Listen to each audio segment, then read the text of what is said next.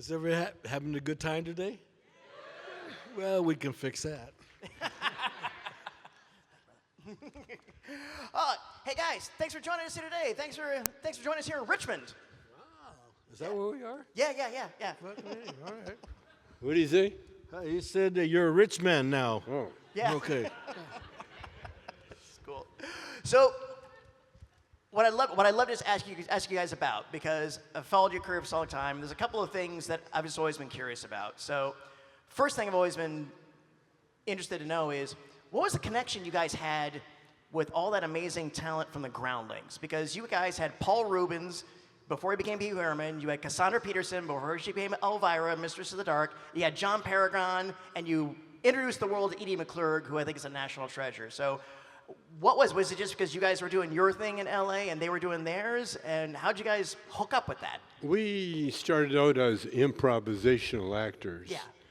And I was influenced by a group in San Francisco called the Committee. Yeah. And they were incredible. Yes, they were. And when we started doing movies, we were in L.A., so the Groundlings were the closest improvisational theater.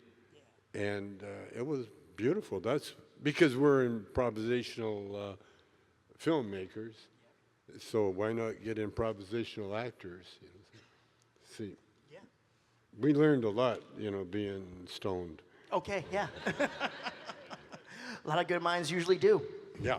Isn't that right? Yeah, we're in Richmond. Yeah. Okay.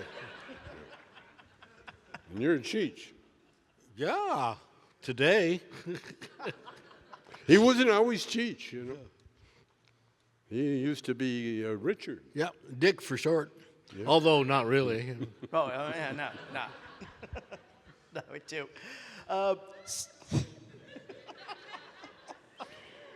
His nickname is Stubby. Huh? We're in Richmond. Right, Look yeah.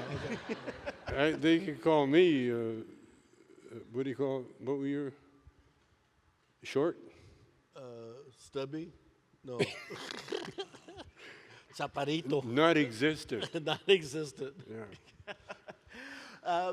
I think Hey, man, who cut your hair? Seriously. it's my Jack Lord comb over. Oh, Covers up my bald spot. I got the skin yarmulke going on. this is good. You're kidding me, right? No, yeah, no. No, I cut it myself.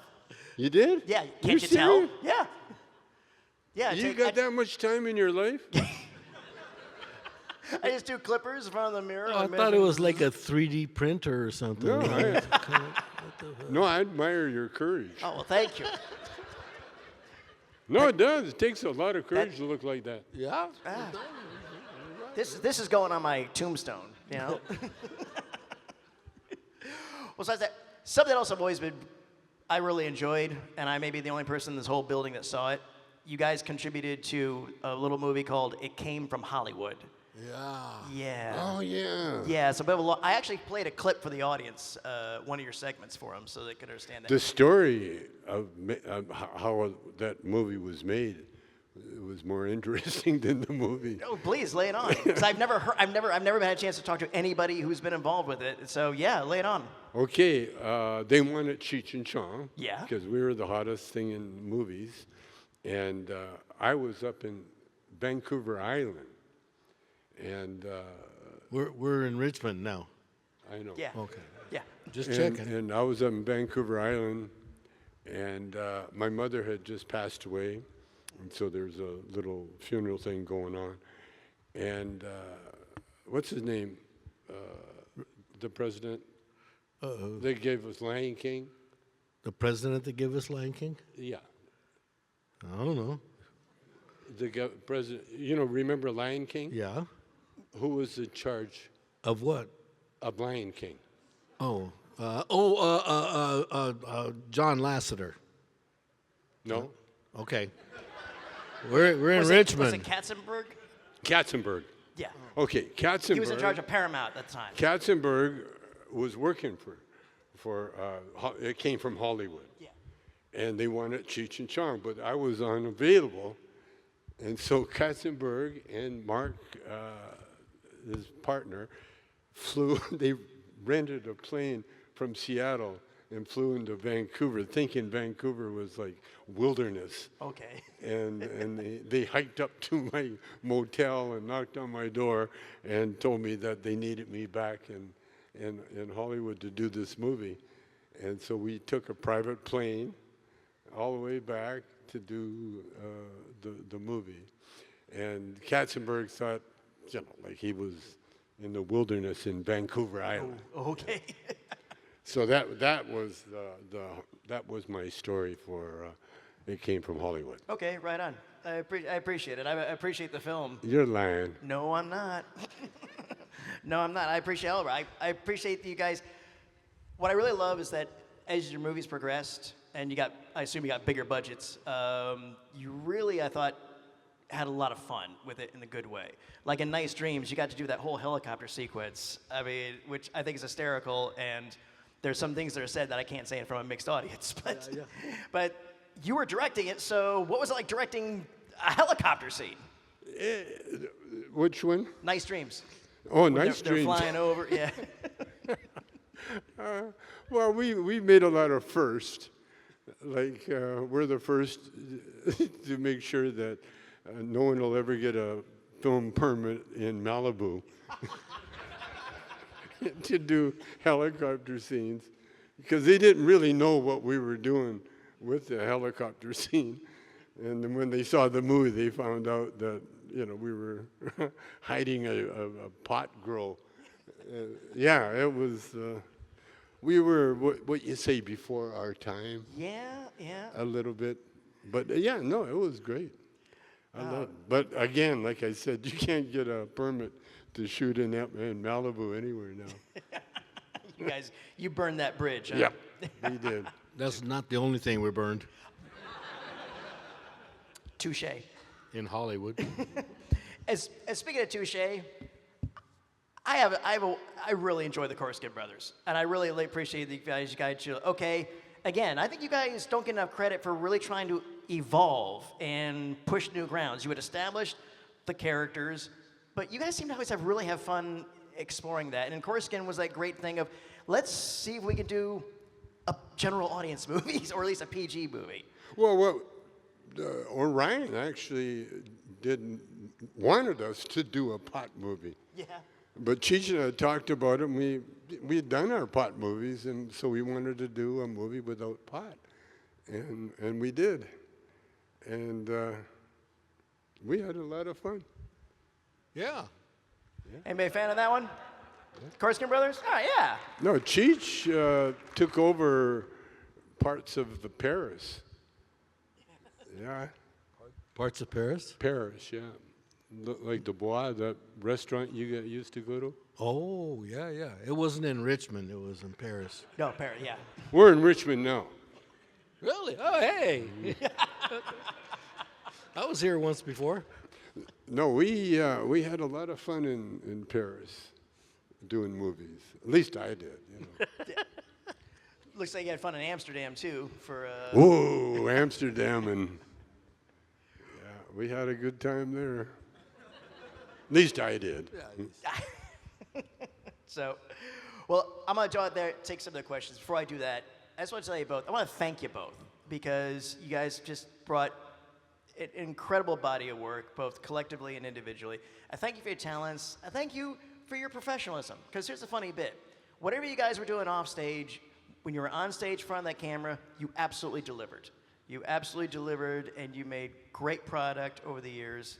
And just thank you for that, man, on behalf of us all. Thank you. Thank you very much. Is that it? You Well, all, I'm you gonna all get may their live. questions now. Where are we? We're in Richmond. We're in Richmond, yeah.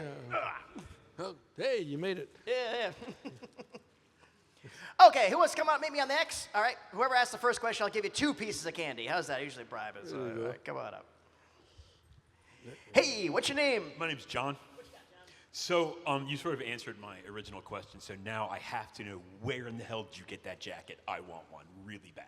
One of these? Yeah, This that one? is cool as hell. I don't know, but I bought it many years ago, and I think this is the first time I've worn it. So I don't know. I was trying to get like to tune it in, to find out if it was one channel or a bunch of channels. I don't know, someplace on the road. Favorite camouflage pattern in the world. That is a cool. It's about to say Well, it's thank it's you tiger very stripes, much. right? Tiger stripe. Yeah. I'm wearing tiger stripes. Yeah. There you go. 2 for you. Thank you very much. Hey, welcome. Hi. What's your name? My name is Madeline. I wanted to know if there's any dream projects that you haven't done that you would love to do. Like any project, no monetary limits or anything. What would you do? What you want to do? Another project? Any project you want to do? Yeah, I want to become the richest man in the world. No, I'm serious. Because the people that are very wealthy now don't know what the fuck to do with their money. And I do. I know how to do it. You make me the richest man in the world, everybody's going to have a good time. That was good. Right on. Thank you. That's a good answer. Hey, what's your name? My name's David. Which one of you guys came up with the line, "It's Labrador Man and Up in Smoke"? It came from a story that we knew somebody told us that their dog ate their dope, and we incorporated Labrador. Who came up with it? Yeah, the dog. The dog poop? The dog poop. I think the Labrador dog did. Hey, I want to be in the movie. No, I'm not sure. Well, we were asked before about the whole movie. It was our stage act. And so, when you do stage work, every night things change and get added and disappear. And somewhere when we were doing our stage act, we would throw in lines that the other guy wasn't ready for. And I think that was one of the lines. Labrador, yeah. And then I go into the story about, I read a story where a guy's dog ate his stash, Instead of his homework, There you go. Fun one. Thank you. Congratulations on your candy prize. Hey, what's your name? My name is Sai, and I wanted to know, because you guys describe yourselves as improvisational filmmakers, what is everything about improvisational filmmaking? How do you make a movie improvisationally? Well, you come up with a concept. Okay, you're this guy and I'm that guy, and you walk into the room and you say this, and let's see what happens. Basically, that's what it was. There's a filmmaker, I think he's gone now, Robert Altman. He did a film called MASH, and he allowed the actors to ad-lib. And that's where I got the idea. I wanted, when Cheech and I got together to do a movie, I figured that was the best way to do it would be to ad-lib it. And think about this, Up in Smoke was shot in less than a month for less than $1 million. I mean, and you would think Hollywood would go, wow, that's amazing. It was the opposite. Because what we found out later, you can't steal $1 million from $1 million. So being a low-budget movie like that didn't help anybody except the press. The press, yeah. But that's what we learned. And here's your candy. Thank you very much. Hey, what's your name? I'm Isaac. Just because you guys just mentioned it, what's the craziest place that you guys have traveled to for any of your films that you guys have done together? Strangest place we've ever gone to make a film? Craziest place. Well, we did a film in Atlanta, Georgia. Well, we can't talk about that. Anyways, but thank you very much for asking. No, we destroyed that film. Hey, what's your name? Hi guys, I'm Jess. My question actually comes from my dad. He introduced me to you guys when I was probably like 7 or 8 years old. Probably way too early, but that's cool. He couldn't be here today. I'm pretty sure he's at home vibing, listening to Big Bamboo or the Wedding Album, something along those lines. Really? But his question, very serious. How is Cousin Strawberry doing? Ooh, Cousin Strawberry. How was? That's in the movie. That was Tom Skerritt. Tom Skerritt. Yeah, he was one of the original actors in MASH with Robert Elliot Altman. Gould, and, Yeah, Robert Altman, and all those guys. And he, after that film, all those other guys had fabulous individual careers, and he went off to Italy to make spaghetti westerns. And he was the only one who didn't kind of parlay MASH into something else. And when he first came back, we ran into him because he was part of Altman's crew, and we said, "Hey, we got this great part for you, Strawberry." And so that was his first movie after he was Italian for a little while, I guess. Yeah. And then he like went on to all do the a lot of good stuff. main actors we had, they all literally wrote their own lines. And Tom Skerritt was one of them. And Strother Martin, he was my father in Up in Smoke. "You get a job by sundown or I'm shipping you off." That famous line, all written by Strother Martin. He wrote every word, every bit of that bit. Yeah. Son of a bitch. Yeah. I'm gonna send you off to camp with that Finkelstein shit kid. Yeah. Well, here, one for you and one for your dad. Sorry you couldn't Thank be you here, very but much. Thank you. Yeah, and then Skerritt went and did a little movie called Top Gun. And then he did all right for himself after that. Yeah, he did very well. Hey, what's your name? Hello, my name is Joaquin, and my question is for the both of you. What is the secret to maintaining such a lifelong friendship? You guys have been friends for a long time, so I'm just curious to know. Don't live in the same house. What's this? Yeah. Well, it's kind of like Trump and Epstein.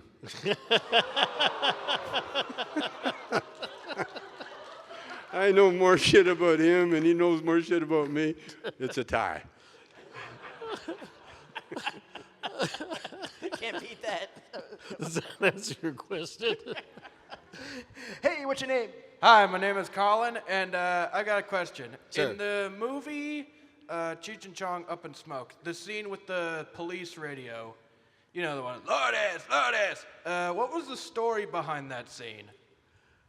Cheech again ad-libbed every line of that. All we had was a microphone, and you could get out to the cops. And Cheech and Stacy. And Stacy, yeah. Stacy was on the other line, and going back and forth, "Who is this?" This is codename Hard Hat. Codename Hard Hat. Hard hat, yeah. No, lard ass? Yeah, okay, lard Hard ass. Hat. Hard Hat. Wow. But again, we got a lot of the material from real life things. They had found some policemen in the evidence room. They were stealing dope out of the evidence room and taking it and then phoning emergency because I think I'm dying. I did some dope out of the evidence room, and this is Officer so-and-so. Yeah, we got a lot of humor from the cops. That's cool. There you go. I always liked how we brought Stacy back for Nice Dreams. How his character did that one complete 180 from the Joe Friday guy, and then all of a sudden he's like using more. I think he uses more in that movie than you guys did. I think he did. So, hey, what's your name? Hey, I'm Bobby. What would be some advice you would give to someone starting out in improv? In improv? No, I give it the same advice I give to everybody. Take acting lessons. That's all improv is just another form of acting lessons. And the thing is, if you study acting, you can study, just yourself with books. There's a Meisner technique you can the reason I got into it, my wife was a very brilliant lady. Wherever we'd go, she would enroll in school. She was addicted to school. I was the opposite, but she loved school. So she would take courses, and she took an acting course where they used Meisner technique. And just by listening to her study, and that's where Dave's Not Here came from, the Meisner technique. It was a answer. You got to ask and answer. And who is it? Me, Dave. And Dave's not here, We had a good time with that. But it was all acting. So my advice to everybody for anything is take acting. It can help you no matter what you do in life, Look at Trump. He got his thing from acting. The Apprentice. They showed him how to ad-lib. They showed him how to improv. And now, they can improve the intelligence part, but what you use, the technique you use, and that's why, to me, I give everybody acting and singing lessons is another great thing, because I was on The Masked Singer, and one of the perks, they give you a singing teacher, and I loved it. They teach you, it's like working out in the gym. They teach you exercises that you can do that'll improve your vocals. So my advice is just to stay in school. That's all. Until your parents won't pay for it anymore. Good thing, man. Hey, good fortune in your journey. It's a marathon. It's not a sprint. Yeah. Hey, welcome back. What you got this time? You said that most of what you did in Up in Smoke, for instance, was improv. Is there are there blooper reels or a source where we can go to see the stuff that didn't make it into the movie? I don't think so. I think we used everything we shot. Well, fit it in here. I wonder if there was any outtakes or anything we made that we still have. We used every bit of footage Up in Smoke. It was used. No, I did another film that I personally financed, and it's in my basement now because I haven't finished it, and it won't be finished, at least not in the near future.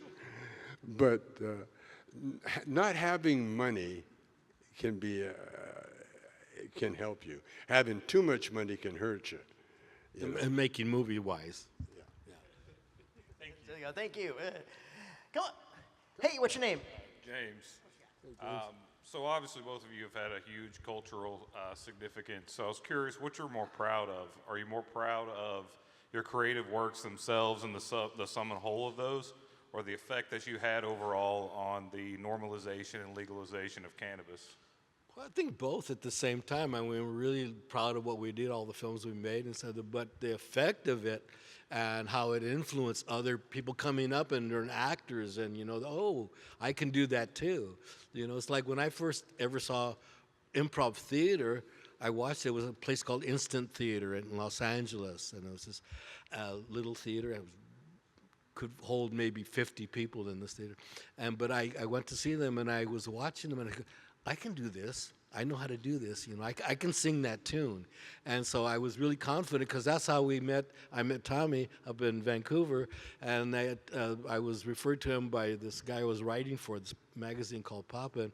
And I told Tommy, I said, yeah, I'm this great improv writer from L.A. And it was a bunch of bullshit, but I needed a job, And so what happened is we started improv because I knew a couple bits that I could bring to the group. They were already, and then we'd practice them. No, when I saw Cheech, see, I was new in the business too. And so when Cheech came to see the show, he came in with one of the most gorgeous women I've ever seen in my life. And she was beautiful from Hollywood with a full-length mink coat. And Cheech walked in like he was Cary Grant or something, like he was a star already. And we're backstage on the cast and everybody, we're looking at, and that's Cheech, wow. Look at that lady, whew. And I judge people by their women, by the way. If I see a funny looking little guy and he's got a gorgeous lady with him, I say, this guy's got something. He can lick his forehead or something. There's something about this guy. And that's what I thought about Cheech. And I was right. Because when Cheech got on stage, he became a star instantly. Now, he could, because I was in prison with another genius, Jordan Belfort. And Jordan Belfort, the Wolf of Wall Street, and Cheech, they've got a similar qualities, which is they have photographic memories. They can hear lyrics one time and know the lyrics. They can hear a story just one time. It'll just come, and they can remember every little bit. And yeah, and that's what happened with Cheech. But Cheech and I getting together goes way deeper than just him looking for a job or me needing another actor. You know, this, our togetherness has been ordained for many lifetimes, and this is, we've probably been together many lifetimes. It's and this is foretold in the another one. Bible. Yeah. No. I was told when I was in Canada that you're going to meet a Mexican. And he's not really a Mexican. And that's all I was told. That's all he needed. Yeah. And I did. Good one, thank you. Hi, what's your name? Zuzu. And I'd like to ask, out of all the films you have done, have you ever had, whether it be comedic or serious, have you ever had any self-doubt about doing a scene or had any jitters about acting? I'm asking because I aspire to do acting someday. Yeah, no, not really. I mean, there's any fear about doing any scene or anything we didn't want to do? Is that what the question is? I guess you could say which scenes y'all have done that seemed intimidating. Oh. Yeah. Oh, a lot of them. Any scenes we've done that seemed intimidating before Well, we did it? Being a lowrider. The lowrider? Oh, yeah. Yeah, see, tell him that story. I got it. Cheech, when he came to Canada, no one knew he was Mexican. You know, he came in, he was Richard Marin. And when he joined the group, no one said, hey, the Mexican. Even the guy that told us, you got to meet this guy. He never said, you got to meet this Mexican. We didn't know Cheech was Mexican until we're down in L.A. We had done one show at a dance club, and the dancers weren't that thrilled. And all our material at that time were like tits and ass from a stripper. We started in a strip club. And so now we're playing for dancers, and they're a little bit beyond that. And so I told Cheech, I says, come on, man, you're from this area. You know, there must be a character you can do. And Cheech, to his credit, said, yeah, there is one. And I said, well, let's do it. He said, I said, what? And he goes, you know, it's a little detrimental to the Latino community kind of thing, you know. And I told him, I said, we're comedians, man. That's our job. And so then he said, well, I could do the lowrider. And I didn't know what a lowrider was. And I said, what? Lowrider, what's that? He says, remember when we were standing outside the club on Van Nuys Boulevard? I said, yeah. He says, and that guy pulled up in the hot rod, the car? Yeah. And remember what he said? And I said, what? He said, hey, man, can you tell me how to get to Van Nuys Boulevard? And Cheech said, you're on it now, man. And the lowrider goes, oh, okay, thanks, man. And he motored off. And it was such a funny bit. And Cheech says, yeah, that guy.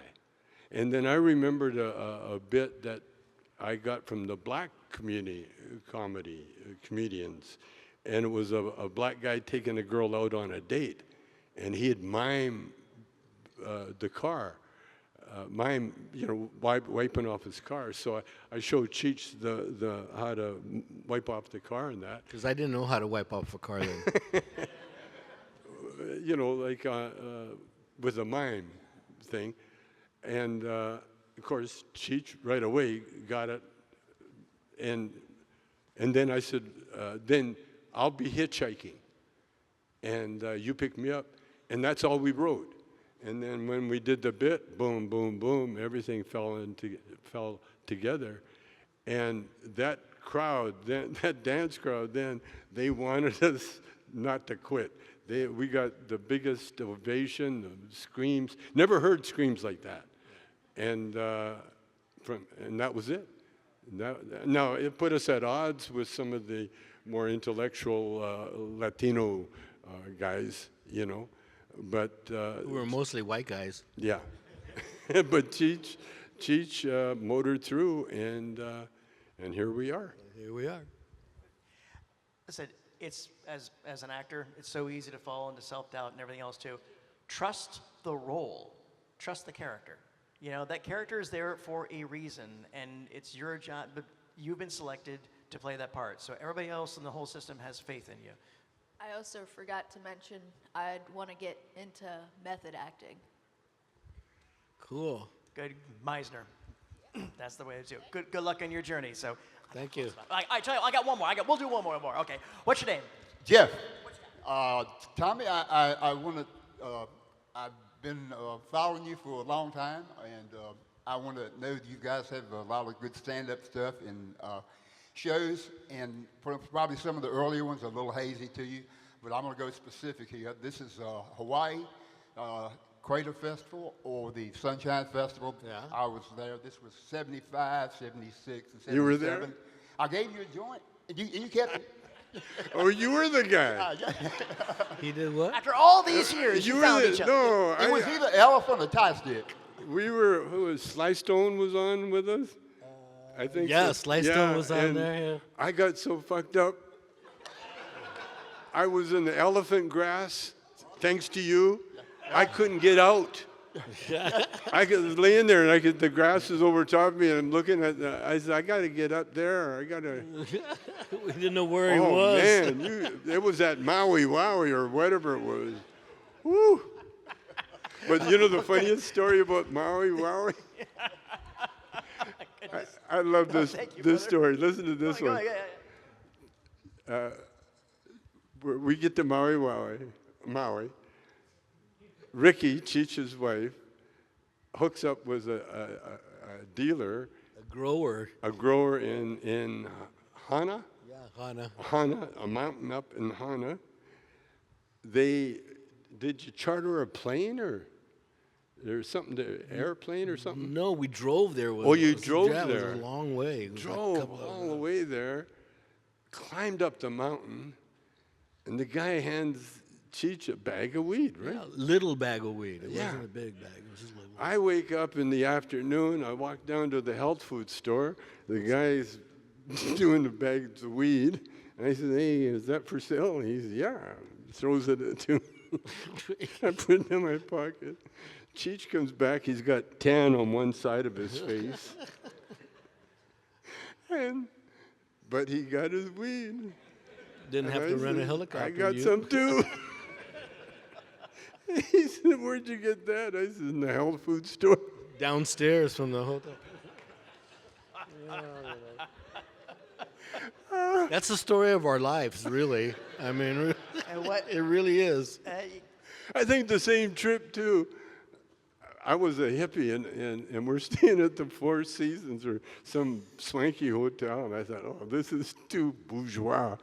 And so... No, he was pissed off that he was standing in the car where the cars pulled up, and the guy threw his keys to him and said, hey, park it. And so I moved my wife and myself to this little and precious native hotel. It was like a hut more than a hotel. Yeah, and it was raining and no room service, nothing. And Cheech doesn't want to be left alone, so he came with us. And now we're on acid. I don't think you were on acid, were you? No, you were on acid. Yeah. And Cheech goes with a beautiful four-season hotel. Now he's in a rain. Oh, God. When you're stoned, it's much funnier.